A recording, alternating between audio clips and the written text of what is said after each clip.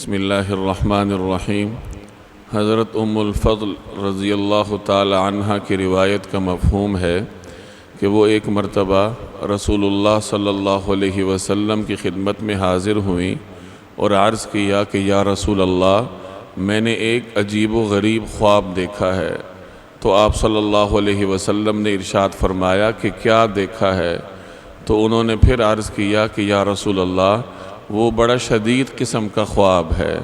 تو آپ صلی اللہ علیہ وسلم نے فرمایا کہ دیکھا کیا ہے؟ تو انہوں نے عرض کیا کہ یا رسول اللہ، میں نے خواب میں دیکھا کہ جیسے کہ آپ کے جسم مبارک کا ایک ٹکڑا کٹ کر میری گود میں آ گیا ہو۔ تو آپ صلی اللہ علیہ وسلم نے ارشاد فرمایا کہ تم نے اچھا خواب دیکھا ہے، فاطمہ کے ہاں بیٹے کی ولادت ہوگی اور وہ تمہاری گود میں آئے گا۔ یہ روایت امام حاکم رحمہ اللہ نے المستدرک علی الصحیحین میں نقل فرمائی ہے، مشکات میں بھی موجود ہے۔ سیدنا حسین رضی اللہ تعالی عنہ کی ولادت شعبان 4 ہجری میں مدینہ منورہ میں ہوئی، یعنی ہجرت کے چوتھے سال شعبان کے مہینے میں آپ کی ولادت ہوئی۔ اور جب آپ کی ولادت کی خبر نبی کریم صلی اللہ علیہ وسلم نے سنی تو آپ صلی اللہ علیہ وسلم گھر تشریف لائے اور اہل خانہ سے پوچھا کہ ہمارے فرزند کا کیا نام رکھا گیا ہے؟ تو اہل خانہ نے عرض کیا کہ یا رسول اللہ، ان کا نام حرب رکھا گیا ہے۔ تو آپ صلی اللہ علیہ وسلم نے فرمایا کہ نہیں، بلکہ اس کا نام حسین ہے۔ چنانچہ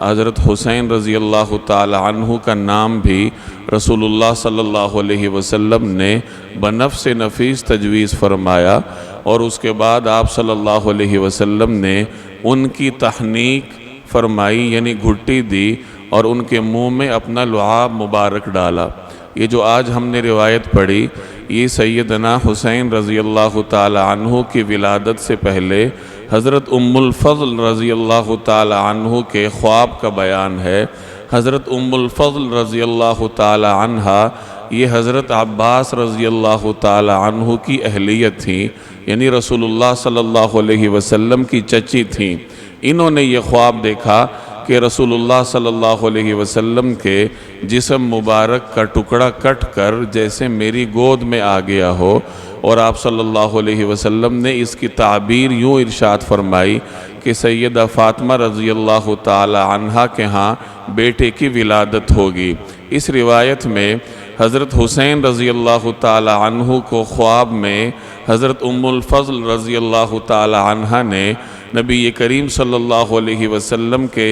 جسد مبارک کے ٹکڑے کی حیثیت سے دیکھا، اور رسول اللہ صلی اللہ علیہ وسلم نے ایک موقع پہ ارشاد فرمایا کہ حسین منی وانا من حسین، کہ حسین مجھ سے ہے اور میں حسین سے ہوں۔ چنانچہ علماء فرماتے ہیں کہ اس کا مطلب یہ ہے کہ سیدنا حسین رضی اللہ تعالی عنہ اور نبی کریم کے صلی اللہ علیہ وسلم کے درمیان شدت اتصال ہے، یعنی اتنی قربت ہے کہ جو باتیں رسول اللہ صلی اللہ علیہ وسلم کی شان کے خلاف ہیں، ان باتوں کا ارتکاب سیدنا حسین کی شان میں بھی نہیں کیا جا سکتا۔ جس طریقے سے نبی کریم صلی اللہ علیہ وسلم کے ساتھ محبت کرنا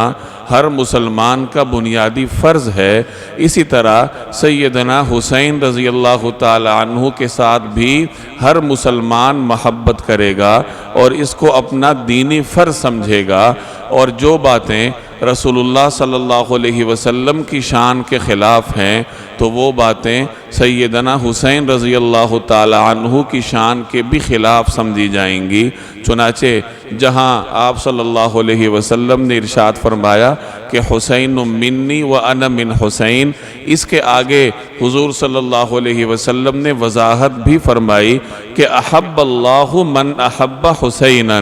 کہ اللہ تعالیٰ اس شخص سے محبت کرے گا جو حضرت حسین سے محبت کرے، کیونکہ سیدنا حسین رضی اللہ تعالی عنہ سے محبت یہ رسول اللہ صلی اللہ علیہ وسلم کی محبت کا تقاضا ہے، اور نبی کریم صلی اللہ علیہ وسلم سے محبت کرنا یہ اللہ جل جلالہ کی محبت کا تقاضا ہے۔ تو جو شخص سیدنا حسین سے محبت کرے تو وہ گویا کہ حضور صلی اللہ علیہ وسلم کے ساتھ محبت کرتا ہے اور بالواسطہ اللہ سے محبت کرتا ہے، تو جوابی طور پر اللہ تعالیٰ بھی ایسے شخص سے محبت کرتا ہے۔ اللہ جل جلالہ سمجھنے کی توفیق عطا فرمائے۔